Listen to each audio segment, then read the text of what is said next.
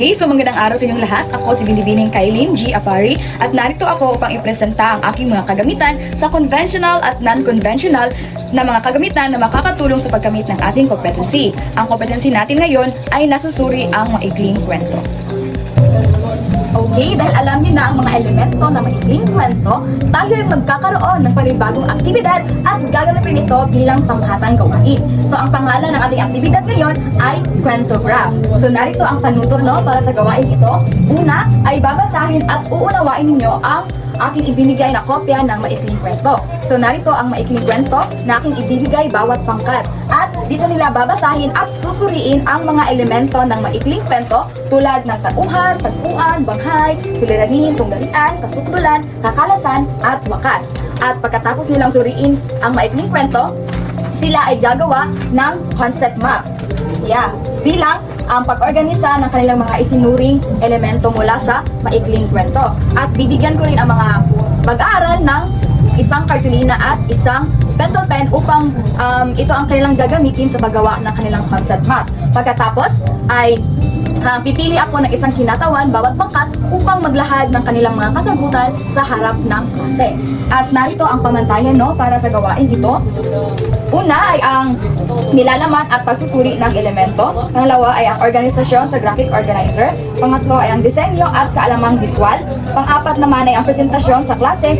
At ang panglima ay kasanayan sa pagsusuri at pagpapahayag ng ideya. At ito ay may kabuuang score na 50 puntos. So, naintindihan lamang ba kung ano ang gagawin sa gawain ito? Magaling. So, ngayon ay gawin niyo na ang ating ipinagawa at tandaan na gagawin niyo lamang ito sa loob ng 7 minuto. Naintindihan? Okay, so maaring niyo na simulan. Okay, dahil tapos na yung 7 minuto, so ipagpalagay na lang natin na ito ang maaaring output ng mga mag-aaral, So, makikita niyo dito isang concept map mula sa ang inang mata pobre. At ito ay pinapalooban ng mga elemento ng maikling kwento tulad ng tauhan, tagpuan, suliranin, tunggalian at aral. At makikita nyo rin dito ang banghay ng kwento na pinapalooban rin ito ng mga simula, saglit na kasiyahan, kasukdulan, kakalasan at wakas. So, ito po ang aking conventional na paggamitan.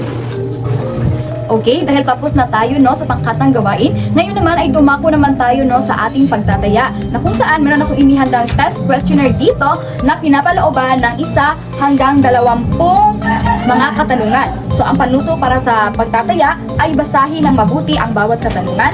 Pagkatapos ay piliin at binugan ang titik ng tamang sagot. Maliwanag? Okay, so ito ang aking conventional na kagamitan para sa pagtataya. Okay, dahil alam niyo na ang mga elemento ng maikling kwento, tayo ay magkakaroon ng panibagong aktibidad at ito ay pangkatang gawain. So, ang aktibidad natin ay pinamagkatang suri at likha, infographic ng mga elemento ng maikling kwento. So, narito ang pamamaraan ng gawain. Una, hahatiin ang klase sa 4 na pangkat. Pagkatapos, bawat pangkat ay kailangan may isang cellphone na may load o internet access na gagamitin sa panonood at paggawa ng infographic. Pagkatapos, ay panoorin ng bawat pangkat ang maikling kwento na ang kalupi. Pagkatapos ay susuriin ng bawat pangkat ang mga elemento ng maikling kwento tulad ng tauhan, tagpuan, banghay, suliranin, tunggalian, kasukdulan, kakalasan at wakas. Pagkatapos, ang panglima, habang ang ilang miyembro ng pangkat ay nanonood ng video, ang ibang miyembro naman ay maaring mag-access sa link ng application o tool na gagamitin sa paggawa ng infographics. So, gamit ang mga nakalap na informasyon, ay gumawa ng malikhaing infographic na naglalahad ng mga elemento ng kwento gamit ang poster wall. So, narito ang paraan sa paglikha ng infographic. Una, ay magpapadala ang guro ng link sa group chat sa GC. So, narito ang link para sa poster my wall. So, yes, yan. Isisend yan ng guro sa GC. Pagkatapos, ay pindutin lamang ito at mapupunta ka dito na page. At pagkatapos ay pindutin ang create and design. Pagkatapos ay pumili ka ng template. Search mo lang infographics. Yan. At may lalabas na mga template dyan na maaring nyong gamitin sa paglikha ng infographic. Okay, so pagkatapos ay sisimulan na ang pag-edit. Kapag natapos na, i-save o i-download ang inyong infographic. At upang maka-login kayo sa poster my wall ay kailangan nyong mag-login gamit ng inyong Google account Yes, at kapag naman hindi ma-save ang inyong infographic, ay maaari nyo itong i-screenshot tapos i-copy link. Pagkatapos ay bumalik at pagkatapos ay magsisend ako ng link no para sa Google. Magsisend ako ng link sa Google site sa GC na kung saan dito nyo ipopost ang inyong mga kasagutan at pipili ulit ng isang kinatawan sa pagbahagi ng sagot sa harapan. So at narito ang pamantayan no para sa ating aktibidad. Yan. So nilalaman at pag-unawa, pagkatapos kaayusan at organisasyon, pagkamalikhain at disenyo, presentasyon sa klase at ang tamang paggamit ng wika. At ito ay may kabuang 50 puntos. Okay? So, at narito naman ang bidyong kanilang panonoorin ang kalupi. So, yan.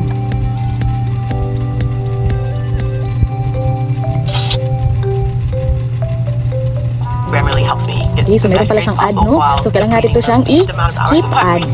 I'm Lauren. Okay. So, narito ang kwento. So, ito yung i-fast forward, no? Kura ng kanilang maliit na barong-barong. Okay. Ito ay patakbo ka pa. So, yan ang kanilang video ang papanoorin.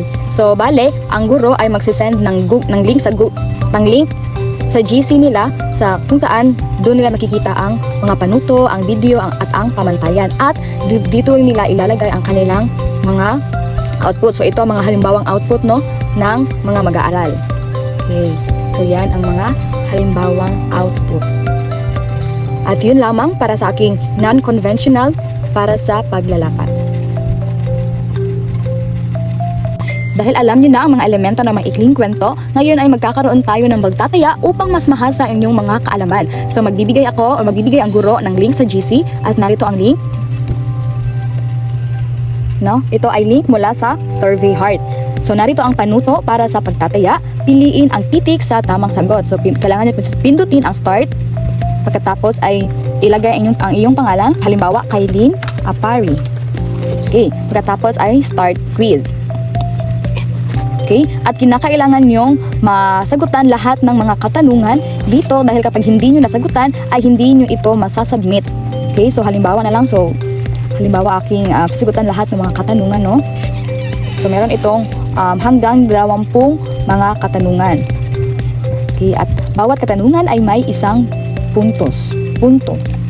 So, okay, so yan. Tapos na kayong sumagot no mula sa 1 hanggang sa 20 katanungan. Ngayon ay kailangan nyo itong i-submit. Diba? So, bawal kaligtaan ang mga katanungan. So, meron pa akong hindi na ansiran. Ito. Okay, so, submit. Okay, so, view result. Okay, so ako ay nakakuha ng 6/20. Okay, so naintindihan lamang ba? So, yan ang aking non-conventional na kagamitan para sa pagtataya.